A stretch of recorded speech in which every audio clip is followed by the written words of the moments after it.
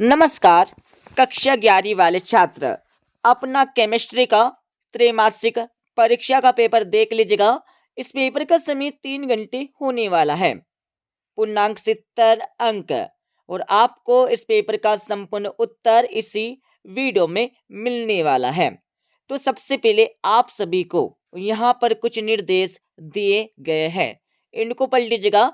इनको पढ़ने के बाद इस पेपर का हमारा पहला प्रश्न दिया जिसमें सही विकल्प चुनकर लिखना है।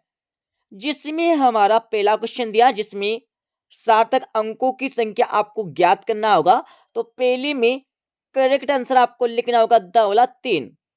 दूसरा आपका दिया है समस्थानिकों में इनकी संख्या समान होती है। तो किसकी होती है? तो दूसरे में आपको लिखना होगा आंवला प्रोटॉन की। तीसरा आपका दिया है इलेक्ट्रॉन बंधुता सर्वाधिक किसकी होगी? तो तीसरे में आप सभी को लिखना होगा बावला Cl। चौथा देख लीजिएगा पीबी समाक्ष अतिव्यापन से कौन सा बंध का निर्माण होता है? तो चौथे में आप सभी को लिखना होगा बावला सिग्मा बंध का निर्माण होता है। पांचवा देख लीजिएगा हेलोजन किस वर्ग के तत्व है? तो पांचवे में आप सभी को करेक्ट आंसर लिखना होगा सवला वर्ग 17 के तत्व है। छठा आपका दिया है आधुनिक आवर्त सारणी में कितने आवर्त हैं? तो छठे में आप सभी को लिखना होगा बावला 7 आवर्त है। अब आप सभी दूसरा प्रश्न देख लीजिएगा। इस प्रश्न में आप सभी को रिक्त स्थानों की पूर्ति करके लिखना है जो आपकी परीक्षा में आने वाले 6 नंबर के। पहला आपका दिया है HF का संयोगी सारक क्या है? तो पहले में आपको लिखना होगा F माइनस। दूसरा आपका दिया है एल्किन का समपक्ष रूप विपक्ष रूप की तुलना में कैसा ध्रुवीय होता है? तो दूसरे में आपको लिखना होगा अधिक। दूसरे में आप सभी को लिखना होगा अधिक लिखना है। और इसके साथ ही आप सभी को तीसरा दिया है ब्रोमीन किस वर्ग में स्थित है? तो तीसरे में आपको लिखना होगा 17वें। और चौथा आपका दिया है एसपी संकरण की ज्यामिति कैसी होती है? तो चौथे में आपको लिखना होगा रेखी। रेखी आपको चौथे का उत्तर लगाना है। और पांचवा आपका दिया है O2 अणु में कितनी कोशिकाओं में होता है? मतलब कैसी कोशिकाओं में होता है ये आपको बताना होगा। तो पांचवे में लिखना होगा द्विपरमाणुक कोशिकाओं में होता है। छठा आपका दिया है परमाणु द्रव्यमान को किस संकेत से दर्शाते हैं? तो छठे में आपको लिखना होगा AMU। और तीसरा आपका दिया जिसमें सत्य अथवा असत्य बता के लिखना है जो आपकी परीक्षा में आने वाले 6 नंबर के। तो पहला आपका दिया है अम्ल प्रोटॉन ग्राही होते हैं? तो बिल्कुल नहीं होते, असत्य हो जाएगा। दूसरा आपका दिया है Li मतलब लिथियम सर्वाधिक विद्युत ऋणी तत्व है? तो बिल्कुल नहीं है, असत्य हो जाएगा। तीसरा आपका दिया है कार्बन की संयोजकता 4 है? तो बिल्कुल है, सत्य हो जाएगा।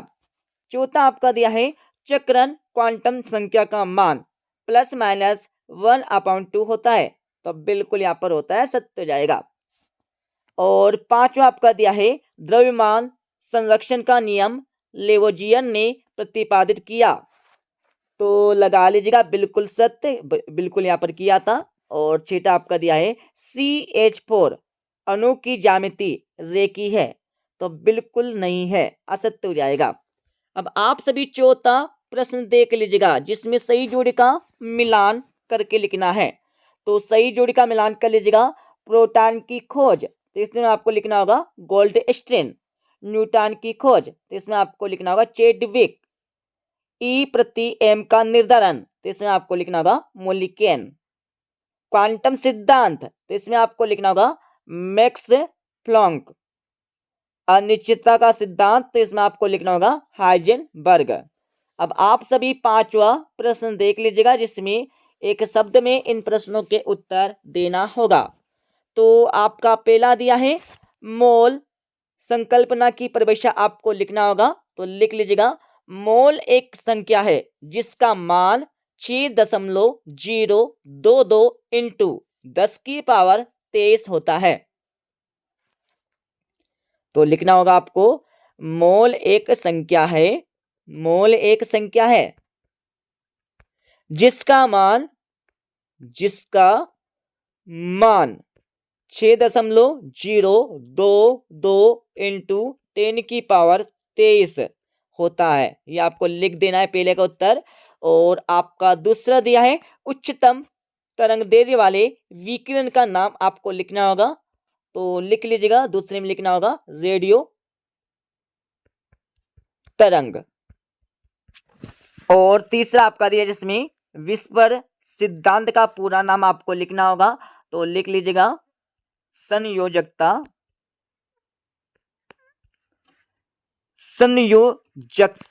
उसके बाद आपको लिखना होगा आगे सेल इलेक्ट्रॉन युग्म प्रतिकर्षण। ये आपको पूरा नाम यहाँ पर लिख देना है, ठीक है। और इसके साथ ही आपका चौथा दिया है कार्बोक्सिलिक अम्ल के क्रियात्मक समूह का रासायनिक सूत्र आपको लिखना है। तो लिख लीजिएगा, चौथे में आपको लिखना होगा R एकल बॉन्ड COOH। और आपका पांचवा दिया है सबसे हल्के तत्व का नाम लिखिए। तो पांचवें आपको लिखना होगा हाइड्रोजन, हाइड्रोजन आपको लिखना है। अब आप सभी 2-2, 3-3 एवं 4-4 नंबर के प्रश्न देख लीजिएगा, सभी के उत्तर आपको बता देंगे इस वीडियो के लास्ट में। तो आपका छठा दिया है C2H6 C6H6 के मूलानुपाती सूत्र आपको लिखना होगा। और 8वें वाले प्रश्न में आप सभी को स्थिर अनुपात का नियम लिखना है। 7वें प्रश्न में आप सभी को आयनन एंथैल्पी की परिभाषा आपको लिखना है, ठीक है। और 8वां प्रश्न आपका दिया 8वें के बाद आपका 9वां, 9वें के बाद आप सभी देख लीजिएगा यहाँ पर 10वां और 11वां, 11वें के बाद आपका 12वां प्रश्न दिया है जिसमें नाभिक स्नेही अभिकर्मक की परिभाषा व उदाहरण आपको लिखना है। और 8वें वाले प्रश्न में आप सभी को इलेक्ट्रॉन स्नेही अभिकर्मक की परिभाषा व उदाहरण आपको लिखना है। अब आप सभी देख लीजिएगा 6ठा प्रश्न, 6 ग्राम जल में उपस्थित जल की अणु की गणना आपको करना होगा। और 8वें वाले प्रश्न में आप सभी को सीमांत कारक अभिकर्मक की परिभाषा लिखना है। 14वां प्रश्न देख लीजिएगा पाउलिक का अपवर्जन सिद्धांत उदाहरण सहित आपको लिखना है। अथवा आपका दिया है हुंड नियम को अधिकतम बहुलता का नियम क्यों कहते हैं, इसके बारे में आपको लिखना है। 15वां आपका दिया जिसमें एस व पी ब्लॉक के तत्वों में 3 अंतर लिखना होगा। और 8वीं वाले प्रश्न में आप सभी को विद्युत ऋणात्मकता की परिभाषा लिखना है व इसके आवर्त व वर्ग में परिवर्तन को समझाकर लिखना है। 16वां देख लिया, 16वें के बाद आप सभी को यहाँ पर 17वां, 18वां, 19वां, 20वां प्रश्न दिया है, ठीक है। अब मैं इस पेपर का फुल सॉल्यूशन आप सभी को बता देता हूं। जैसे कि हमने आप सभी को क्वेश्चन नंबर 1 से लेकर 5 तक के आंसर बता दिए थे।